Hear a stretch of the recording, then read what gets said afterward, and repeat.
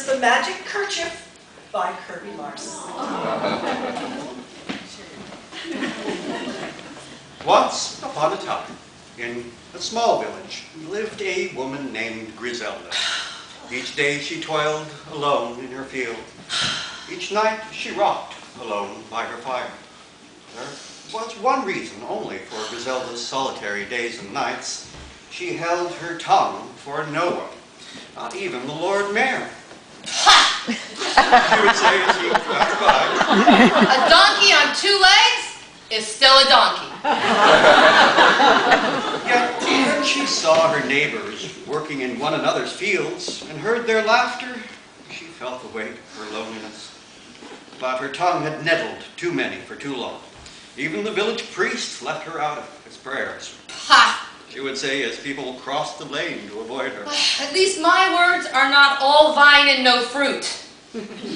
One night, as Griselda bent to her mending, she heard a knock. At the door stood an old woman wearing the loveliest kerchief Griselda had ever seen. It looked like a wreath of spring flowers on her head. Good evening. Have you room boarded by your fire for travelers? My fire is meager. Snapped Griselda. One ember easily warms old bones. Said the woman, slipping inside. Well, I suppose you know where to sleep as well. Griselda grumbled. Your words are again true, but don't bother yourself about that. Oh, and have half the village think I turned an old woman out into the night? Griselda flurried around, making a small bed by the fire. But the visitor was already sound asleep on Griselda's bed.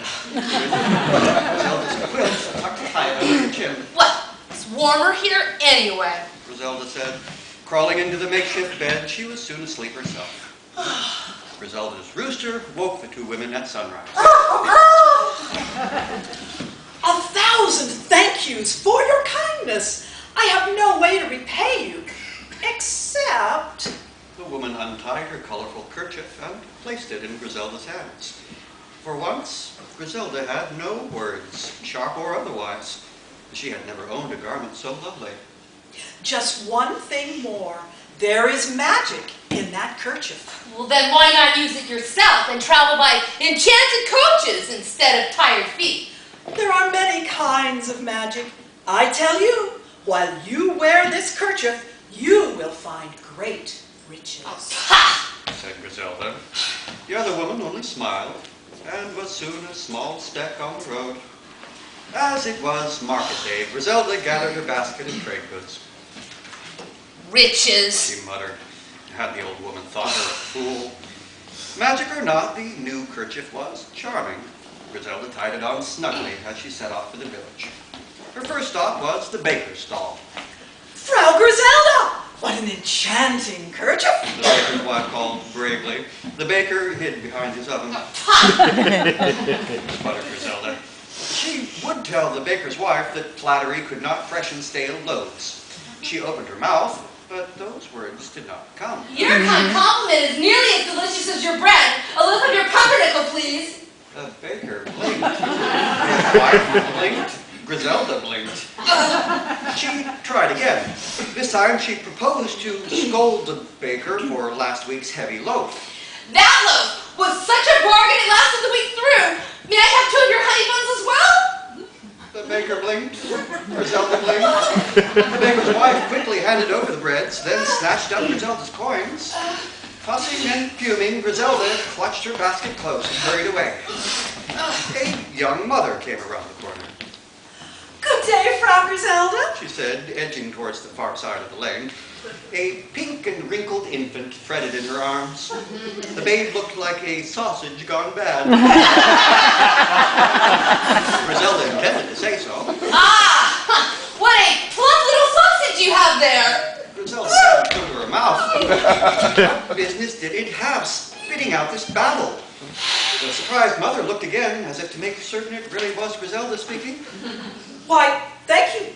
I do think he is rather precious. Griselda shook her head. Precious indeed.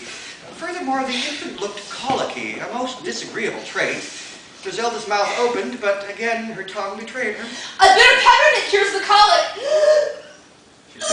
Worse yet, her hands took on a life of their own and presented the mother with a bundle of peppermint. The very peppermint Griselda had planned to trade for more darning thread.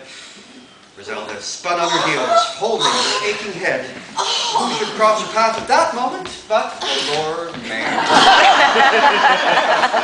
Oh, good day, Griselda! Doffed his hat with a flourish.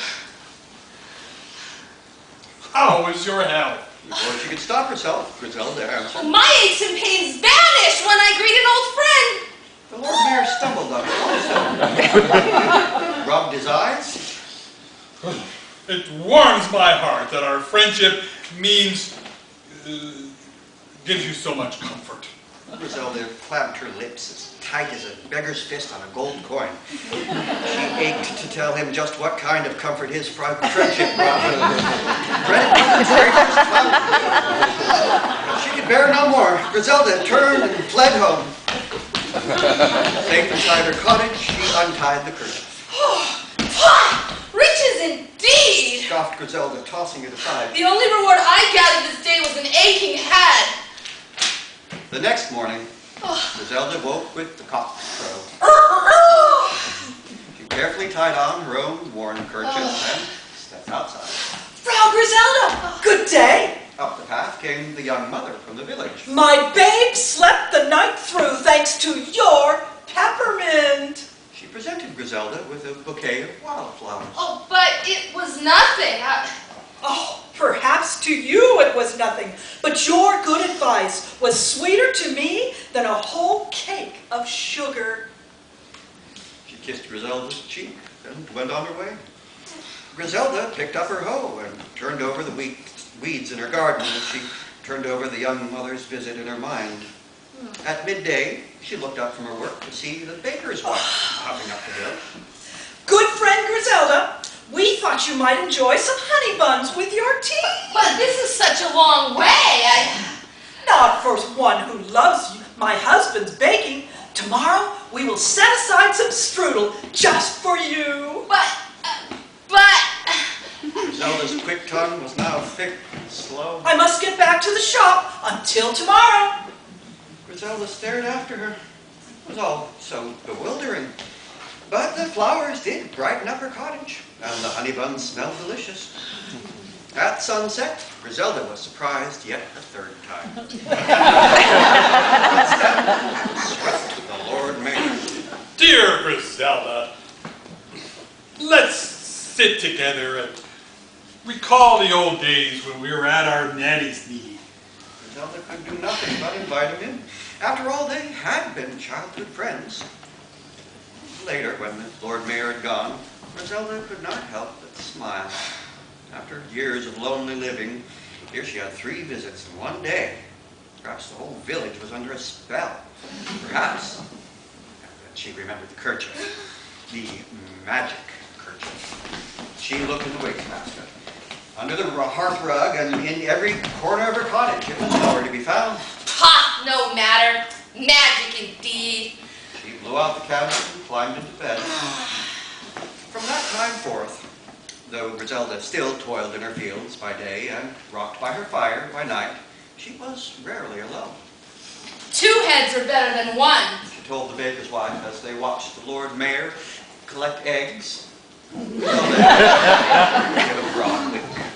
Even if one is a cabbage head.